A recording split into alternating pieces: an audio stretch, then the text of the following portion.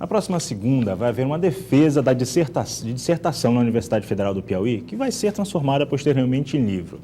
A dissertação aborda o tema A Educação Escolar e Não Escolar, experiências da mulher lésbica e afrodescendente. Agora a gente conversa com a Ana Carolina Magalhães, que é a autora da dissertação. Boa tarde, Ana. Boa tarde. O que a gente traz nessa dissertação? O que você conseguiu descobrir nessa sua abordagem? Bom, a proposta era que a gente conversasse com essas mulheres que conjugam dessas características e por isso tem uma vulnerabilidade específica, né, por conjugarem vários estigmas, e registrar as experiências dentro e fora da escola. O que é que contribuiu, o que é que foi determinante na construção da identidade dessas mulheres, enquanto lésbicas e enquanto afrodescendentes. Na verdade, são três que a gente fez. Mulheres, primeiramente, que é o machismo, o fato de serem lésbicas e ainda de serem negras, né? É algo difícil de lidar, principalmente num país que ainda tem o machismo muito incrustado em si, ainda tem o racismo ainda em voga, bem destacado. Como é que essas mulheres elas lidam com isso no dia a dia? Sim, muito bem pontuado por você. O interessante desse trabalho é que foram três personagens diferentes, são três mulheres diferentes, e uma delas tem envolvimento com o movimento social, com o movimento LGBT. Então, aí a experiência dela é uma experiência diferente, porque ela problematiza, né? Ela tem já uma visão política das experiências que ela viveu. Já a outra, que nunca teve essa incursão política, ela tenta ter uma visão mais positiva, sem problematizar muito, como uma técnica de autodefesa. Então, as experiências, elas às vezes são parecidas, mas as reações são bem individuais, né? Depende do contexto em que elas estão inseridas, depende da condição econômica, claro. Depende do nível de formação.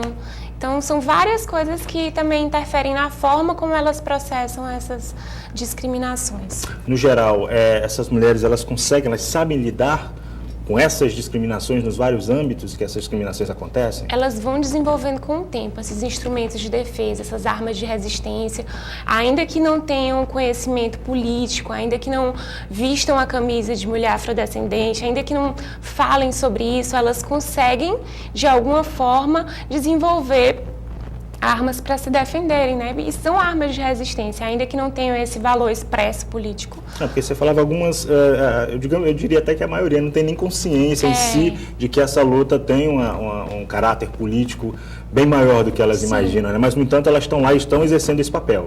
Estão. Apesar dessa falta de informação, de que existem movimentos lutando pelos direitos delas, apesar dessa falta do não envolvimento, elas conseguem desenvolver mecanismos para se manterem de pé, altivas e consolidarem suas identidades. Por que você escolheu esse tema para fazer sua dissertação, Ana? Quando eu entrei no mestrado, eu entrei logo num grupo de estudos de educação e afrodescendência com o professor Francis Boacari, que é o meu orientador, e eu trabalho com o grupo Matizes, né, como advogada. Então eu fiz esse recorte da sexualidade, da afrodescendência em virtude do meu trabalho e do meu grupo de pesquisa. E no decorrer da sua dissertação, você conseguiu compreender que isso é algo que tem se mantido no mesmo patamar, essa discriminação nessas três esferas, nesses três âmbitos que você estudou? É algo que tem observado uma pequena melhora, uma pequena... Recentemente eu fiz uma entrevista aqui, inclusive com uma representante da Matisse, que falava que as coisas estão difíceis, porque os direitos que eles conseguiram, o segmento conseguiu adquirir com o tempo, estão sendo revogados e eles estão tendo que correr atrás dos direitos que já conseguiram, ao invés de tentarem conseguir mais. Né, nesse seu estudo, você percebeu que isso acontece? Quer dizer, tem se mantido num patamar? O que elas enfrentavam antes era mais difícil? Como é que você está vendo essa situação? A situação das mulheres, ela é ainda mais delicada, né, das mulheres lésbicas, porque existe uma invisibilização, né? Quando a gente fala em movimento gay, em população LGBT, a gente pensa logo nos homens, né? E às vezes até nos transgêneros, travestis, mas esquece das lésbicas. Então elas ficam nesse segmento invisibilizado. Então as demandas dela não alcançam a repercussão que deve atingir. E elas sofrem dessa vulnerabilidade específica, essa fragilidade, exatamente por não serem contempladas em políticas públicas específicas, dentro dos planos até dentro mesmo da sala de aula, as pessoas identificam logo o aluno que é gay, mas a menina que é lésbica, ela fica afastada do grupo. Ela é diferente, mas, sabe, assim, é uma coisa que é um tabu. Mas assim, falar sobre ela chega a ser lesbianidade. rechaçada ou Chega. fica isolada do grupo? Chega a ser rechaçada, especialmente quando não há formação adequada dos professores, né?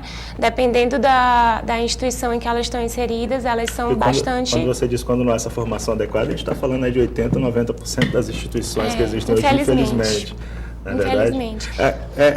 Essa discriminação é a mesma, agora que você falou isso, é interessante a gente abordar, é a mesma discriminação que o homem gay tem, que o homossexual possui, para homossexual, para lésbica, quer dizer, é o mesmo nível, o mesmo índice de discriminação, de antipatia por quem é homofóbico?